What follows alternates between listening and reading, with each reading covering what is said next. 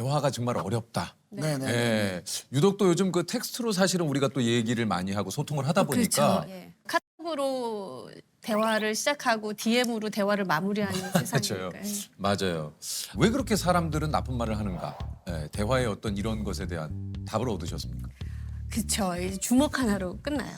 아, 주먹 하나. 주먹으로 우리가 왜 대화에 실패하는지가 끝나는데 예, 예. 이게 우리의 두뇌거든요. 네, 네. 근데 사실 우리가 이 상태에서는 누구나 대화를 잘할 수 있어요. 왜냐면은 네. 이 상태에서는 두 가지 능력이 있거든요. 첫 번째가 뭐냐면은 예를 들어 우리 세호님이 저쪽에서 울고 있는 거예요. 그러면은 선택해 보세요. 1번, 2번 중에 1번. 세호가 슬퍼 보인다. 2번. 세호가 행복해 보인다.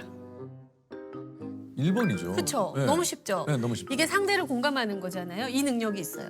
두 번째 어떻게 하시겠어요? 재성님은 이제 울고 있는 세호님을 보면서 물어보겠죠. 세호야 왜 그렇죠. 그러니? 무슨 일이니? 무슨 일이니? 휴지도 갖다 주고 그렇죠, 그렇죠. 뭐 눈물도 닦아줄 수 그렇죠, 있겠죠. 그렇죠, 위로도 그렇죠. 해주고 네. 이게 문제 해결 능력이에요. 어. 그러니까 공감하고 문제를 해결할 수 있는 능력이 이때는 다 있는데 사람이 항상 이렇게만 살 수 없어요. 왜 그러냐면 화가 나고 아. 불안해지고 우울해지면은 그렇죠. 네. 이게 뚜껑이 열려요. 아. 우리가 흔히 나 뚜껑 열렸어 이러잖아요. 그렇죠, 그 그렇죠. 뚜껑이 이렇게 열려요. 근데 열리면 이 두 가지 능력도 잠시 사라져요. 아하. 자동적으로 무의식적으로 말하고 행동하게 만드는데 어. 이때가 대화를 실패하는 이유가 6가지로 나와요. 무의식으로 말하고 행동하게 만든다. 너 문제 있는 거 알아? 뭐 이런 거예요. 첫 번째가 판단. 너가 잘하고 있다고 생각해? 이렇게밖에 못하겠어? 뭐 이런 정말, 식으로. 정말 기분 나쁜데요. 그렇죠. 기분 나쁘죠. 네. 두 번째가 비난. 너 누구 닮아서 그러냐? 우리 집에 너 같은 애가 없다? 뭐 이런 거예요. 세 번째는 강요. 똑바로 해라. 좋은 말 할 때. 뭐 이런 거예요. 그리고 더 나가면 맞고 할래? 그냥 할래? 뭐 이렇게도 어허. 나오잖아요. 네 번째가 비교예요. 아 누구 집 애들은 이렇게 하고 있는데 너. 세호야, 네 친구들 한번 봐라. 아. 너 같은 애 있니 없니? 뭐 이런 거예요. 다섯 번째가 당연시해요. 개그맨 몇 년 차세요? 뭐 이런 거예요. 이런 거 기본 아니에요? 뭐 이런 거. 톤 자체가 너무 기분 몇 년 차세요? 아, 그러니까 너 몇 학년이야? 뭐 이런 거예요. 너 5학년이면은 나 때는 뭐 했는 줄 알아? 뭐 이런 거죠. 마지막에 합리화인데 기분 나빠하지 마. 다 너 위해서 하는 말이야. 아우. 이거 연구하신 거 맞네. 기분 나쁜 거 6단 콤보 맞으니까 네, 와 네, 이거 네. 와. 그래서 한 사람이 이렇게 돼서 6가지의 패턴으로 쏟아내기 시작하면 이 사람이 이 상태였다가도 이렇게 돼요. 그래서 둘 다 서로가 서로에 대한 판단과 비난을 주고받게 되면 우리는 이때가 이제 갈등 상황이다라고 얘기를 하죠. 인간은 자기가 상처받으면 상처를 주고 싶어 해요. 그러니까. 왜 그러냐면 너가 그 말을 나한테 던졌어? 나 상처받았는데 지금 고통스러운데 이 고통이 어떤지 너도 한번 경험해봐라는 생각으로 돌아서거든요. 그러니까요. 왜 그럴까요? 그러니까 참. 뭐 예를 들어 팀장님이 자기 매니저한테 김 매니저 일을 할 때는 말이야 조금 생각을 하면서 해. 생각을 하긴 하는 거지 뭐 이렇게 물어보면 이 매니저 분도 그 말이 기분이 나쁘고 자신에게 모멸감을 느끼잖아요. 너무 열받잖아요. 그러니까 팀장님이면 다예요? 시간 지나면 다 되는 팀장? 뭐 이렇게 얘기할 수 있는 거예요. 그러면 이때부터는 대화가 시간 지나면 다 되는 팀장. 야. 이제 그러면 이때부터는 어떻게 대화가 흘러가냐면 이기고 지는 문제가 되는 거예요. 그렇죠, 그렇죠. 누가 이기나 어디 한번 보자. 그러면은 만약에 그렇게 약간 좀 무례한 상사가 그렇게 얘기하면 어떻게 좀 대화를 이끌어 나가면 이건 좀 참아야 됩니까? 참아야 되는 거죠? 넌 회사가 놀이터냐? 때려쳐라 그냥 때려쳐. 요즘 것들은 아주 그게 틀려먹었어. 대표님은 제가 만만하시죠? 너 지금 나한테 소리 지른 거야?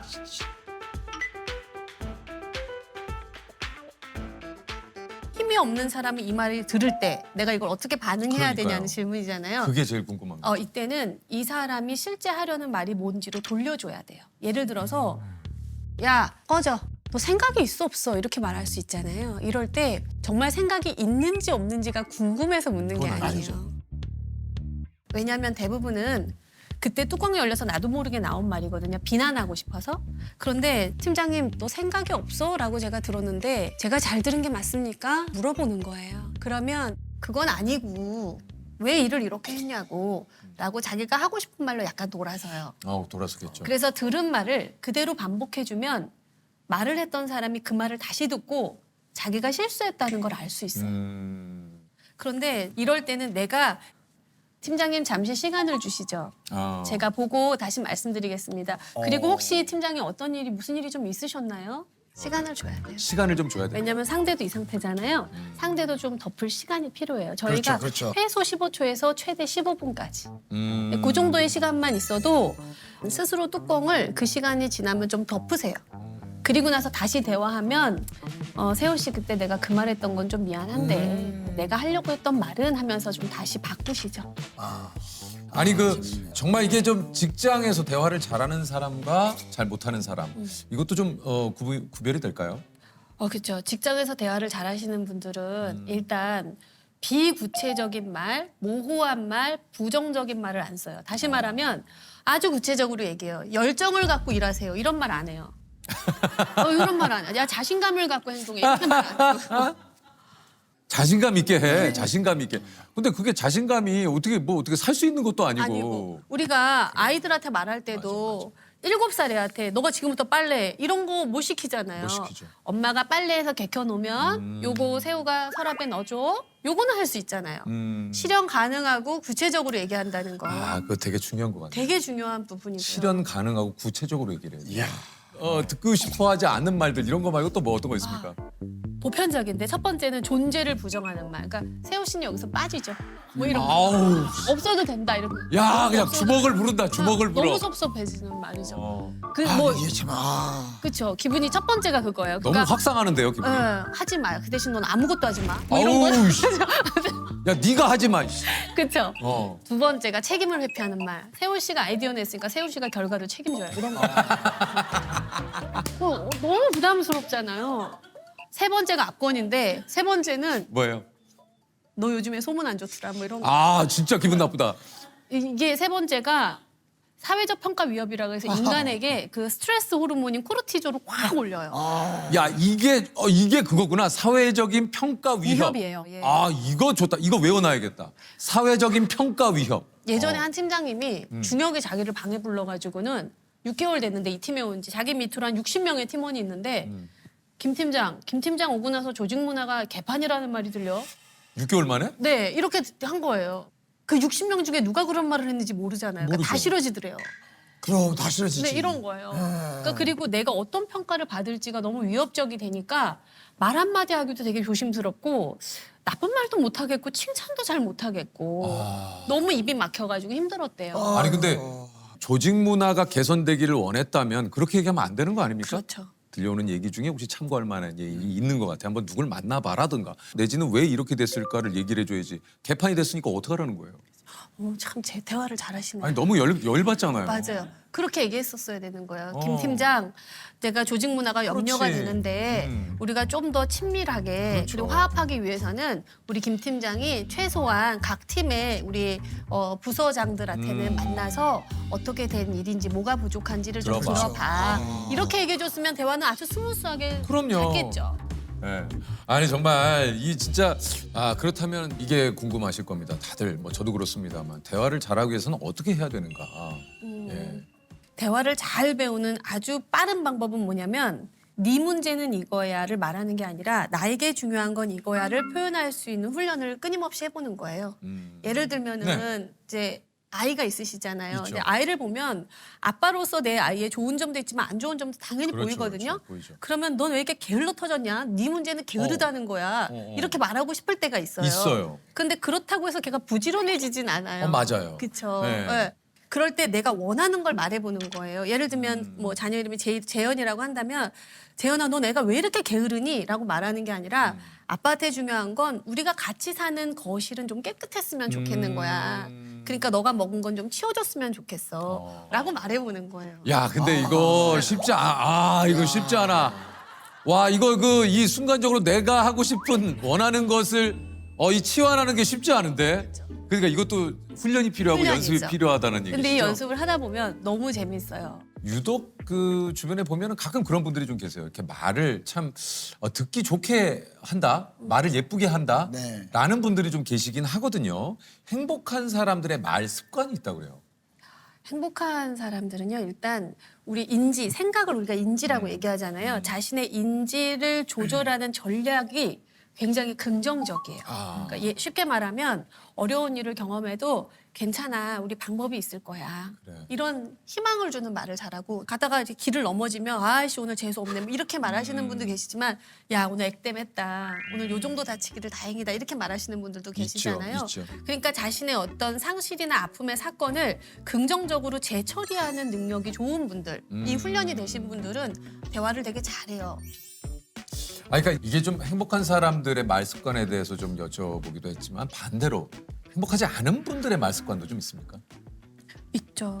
우선은 가장 큰 특징이 뭐였냐면 해석의 왜곡성이 아주 높아요. 예를 들어서 재성님께서 소장님 오늘 뵈서 반가워요라고 인사를 해주셨잖아요. 그러면 저는 그거를 이분이 나를 만나서 반가워하시는구나라고 해석하잖아요. 그렇죠. 그런데 뭐지? 반갑지도 않으면서 왜 저러지? 그러니까. 뭘 시키려고 저러지? 질 잘하려고 저러나? 뭐 나보러 지금 뭐 긴장 풀으라는 거야? 뭐 이렇게 생각할 수 있잖아요. 맞아요. 네. 뭐 세호님이 야 재현아 밥 한 번 먹자라고 얘기해도 너 빈말이잖아. 너 나한테 관심 없잖아. 너 퇴근해서 있어, 보냈잖아. 있어. 뭐 이렇게 해석을 하는 거예요. 그러니까. 근데 말씀하신 대로 인사를 하나 건넸는데 이런 식으로 돌아오면 사실 만나기 쉽지 않을 것 같아요. 그렇죠. 그러니까 피할 것 같아요. 그렇죠. 그러니까 뭔가 좀 이렇게 상대방의 호의를 이제 공격적으로 좀 받는. 왜 그러냐면 불신의 신념이에요. 그러니까 나는 아무도 믿을 수가 없어예요. 그러니까 만약에 재성님이 저한테 커피 한 잔을 사주셔도 이걸 왜 사줬지? 아무 이유 없이 사줄 리가 없는데 이걸 사주고 날 뭘 이용하려고 하지라는 생각의 왜곡성, 해석의 왜곡성으로 돌입이 되면 감사합니다라는 말까지 가기에 시간의 거리가 좀 오래 걸리는 거예요. 그러니까. 이렇게 왜곡성이 높은 분들을 많이 만날 거 아니에요. 네. 근데 한 분의 경우에 미혼이셨는데 남자였는데 1년 동안 9명의 분과 교제를 하신 거예요. 그러니까 약 9다리가 아니라 한 명씩 9명이랑. 그렇게. 짧은 연애를 하신 거네요. 짧은 연애를 좀 하신 거구나. 저는 동시에 9명을 사귀었다고 해서 깜짝 놀랐어요. 이 한 사람 한 사람과 헤어질 때마다 가슴이 도려내는 아픔을 느꼈다는 거예요. 그만큼 짧았지만 많이 사랑했다는 거예요. 그런데 마지막 분과 왜 헤어졌냐라고 물어봤더니 자기가 이제 톡을 보내면 일이 사라지잖아요. 그런데 답이 없었는데 이 친구가 SNS에는 그 포스팅을 했다는 거예요. 근데 그걸 네. 통해서 신념이 활성화됐는데 어떤 신념이었냐면 얘는 나를 좋아하지 않는구나. 얘는 나를 최우선으로 해주지 않는구나. 얘가 나를 사랑하지 않는구나까지 가는 거예요. 굉장한 왜곡성이잖아요. 그래서 그냥 그걸로 헤어졌다는 거예요. 그러니까 늘 9명과의 헤어짐의 이유가 네. 자신만의 생각 속에서 이루어졌던 되게 거예요. 무서운 건데. 그러면 이때 그 연인에게 뭐라고 말을 하면 사실은 끝내자가 하고 싶었던 말이 아니라 아니죠. 급한 사랑한다고 일이 한다면. 아니라면 내 톡을 보면 나한테 먼저 답장해주고 나서 그렇죠. SNS 같은 거 하면 좋을 것 같아. 내가 좀 섭섭했어. 그렇죠. 라고 말해볼 만한 대상이잖아요. 말해볼 만하죠. 그렇죠. 예. 사랑하는 사람이니까. 근데 그 말을 안 하고 야 끝내자. 헤어져라고 하셨구나. 너랑 나랑은 여기까지인 것 같다. 이렇게 하고 헤어져 버리는 거예요. 정서적 결핍의 신념. 그러니까 내가 원하는 건 안 될 거야. 그다음에 이제 유기 불안의 신념. 나는 결국 혼자 남겨질 거야. 그 두 가지가 활성화가 되는 거예요. 이런 왜곡된 신념들을 많이 갖고 있을수록 대화는 어려워지는 거죠. 사회적인 문화가 달라도 학력 수준이 달라도 성별이 달라도 나이가 달라도 인간이 하는 모든 말은 둘 중에 하나인데 하나는 부탁의 말이고 하나는 감사의 말이다. 인간의 모든 말은 이 둘 중에 하나로 나뉘고 이 둘 중에 해당되지 않는 인간의 말은 존재하지 않는다. 그렇게 되나요? 네, 그래서 제가 이거를 돌려보니까 이렇게 한번 해보실래요? 이렇게 돌려보잖아요. 그럼 이게 돌아가요. 예를 들어서 돌아가네요. 자녀가 아빠가 맨날 바빠지 나한테 해준 게 뭐 있어? 이렇게 말하면 자, 이 말은 부탁인 것 같으세요? 감사의 표현인 것 같으세요? 뭐 있어? 일단 감사는 아니죠. 아니죠. 네, 그러면 부탁인 거예요. 그럼 이제 돌려보면서 도대체 얘가 하고 싶었던 말이 뭔가를 돌려보잖아요. 그럼 제가 돌려볼게요. 아빠, 나한테 시간 좀 내주세요. 아빠, 내가 아빠랑 하고 싶은 것들이 많아요. 라는 말인 거예요. 우리가 돈을 벌어서 어머니께 예를 들어 정말 명품백을 하나 사드렸어요. 그랬더니 어이구 이놈아 네가 얼마나 번다고 벌써부터 이렇게 돈을 펑펑 써. 감사인 거예요. 감사죠, 감사죠. 아들아, 네, 고맙다. 너무 고맙다. 너무 고맙다. 엄마 이거 들고 다닐게. 이 감사의 표현인 거예요. 그래서 가족끼리는 고맙다는 말도 가끔 잘 못해요. 투박하게 하시기도 하시고. 그럴 때 요거를 돌려보면 최소한 가족끼리는 돌려보자. 첫 번째, 아이가 힘들다라고 말할 때 부모가 타당화를 잘 해주셔야 돼요. 우리는 이걸 이제 공감 능력이라고 얘기하는데 아이가 느끼는 감정을 잘 받아주는 겁니다. 나중에 아이들이 커서 타인의 감정을 공감하고 내 마음을 이해하는데 큰 자원이 돼요. 두 번째는 이제 싫다라고 말하는 자녀들을 대하는 건데 딱 한 번만 호기심을 가지고 그 싫은 이유를 아빠가 들을 수 있게 한번 말해줄래? 라고 해보는 거예요. 자신의 욕구, 내가 뭘 원하는지에 대한 질문을 듣고 자란 아이들은 부당한 대우를 받을 때 자신의 주장을 할 수 있는 자녀가 된다는 부분에서는 굉장히 중요한 부분이죠. 그래서 이 두 가지를 말씀드리고 싶어요. 아, 우리 또 뭐 이제 선생님으로부터 오늘 뭐 또 좋은 얘기를 많이 듣고 있는데 그 혹시나 오셨던 분들의 사례라든가 가장 많이 그 대화에 어려움을 겪는 분들의 좀 사례는 어떤 것들이 좀 있습니까? 제가 되게 인상적이었던 사례가 하나 있었어요. 이분이 조직에서는 똑똑하기로는 정말 둘째가라면 서러운 거예요. 그러니까 조직 차원에서 이 사람의 브레인은 돈 주고 사고 싶은 사람이었던 거예요. 근데 문제는 리더십이 팀원들을 대하는 이 사람의 방식이 거의 부속물처럼 대하는 거예요. 그냥 쓰고 버리는. 그러니까 요즘 애들은 다 생각이 없어서 그냥 시키는 일이나 똑바로 하면 된다는 거예요. 그래서 제가 밑에 있는 팀원들 중에 수십 명이 있었거든요. 칭찬할 사람을 한 명만 생각해 보시라 그랬더니 바로 없다는 거예요. 그래서 제가 그럼 가정에는 있냐 했더니 없대요. 자기 자식도 칭찬할 애가 없대요. 그래서 제가 그럼 어릴 때도 없었냐 그랬더니 아주 어릴 때는 좀 있었던 것 같다는 거예요. 그걸 잡았어요. 아기 때 걔가 이제 자기가 퇴근하고 아파트 벨을 누르면 가끔 파자마를 입고 내려왔는데 아이스크림 사주고 같이 걸어오다가 같이 그네를 타고 놀았던 적이 있는데요. 그게 너무 사랑스러웠다는 거예요. 그래서 톡을 열어서 딸에게 그거를 써서 보내게 했어요. 그랬는데 그 아이가 아빠의 그 문자를 받고 3초 만에 일이 사라진 거예요. 근데 세션이 몇 시간 동안인데 끝날 때까지 답이 없는 거예요. 어이? 그러니까 그분이 그 교육 끝나고 민망했던 거예요. 그러니까 나가면서 저한테 남의 조직에 와가지고 조직 사례나 다루면 되지 당신이 뭔데 남의 가정사까지 개입을 하냐 네네네. 기분 나쁘다 이러면서 네네. 가셨거든요. 그리고 나서 한 몇 달 지났는데 그분이 핸드폰을 들고 다시 오셨어요. 온 거예요. 왔는데 딸이 4일 만에 답장을 한 거예요. 아이가 우울증이 있었어요. 그래서 너무너무 학교 생활도 힘들고 아이가 너무너무 죽고 싶었던 거예요. 그날 학교도 안 가고 버스 정류장에 이렇게 우울해서 앉아 있었는데 아빠가 톡이 온 거예요. 근데 그 내용이 우리 딸 기억나니? 너 아주 어릴 때 아빠 손잡고 아이스크림도 먹고 아빠가 그네를 밀어줬었는데 아빠가 교육받다가 문득 그 생각이 났다. 아이고. 너무 고맙다 아빠한테 이런 좋은 추억을 줘서 이렇게 보낸 거예요. 그랬더니 그 딸이 4일 만에 보낸 답이 톡으로 전체 보기를 해서 올려야 될 정도로 긴 문자가 왔는데 그 두서가 뭐라고 적혀 있었냐면 나를 살린 우리 아빠 얘기였어요.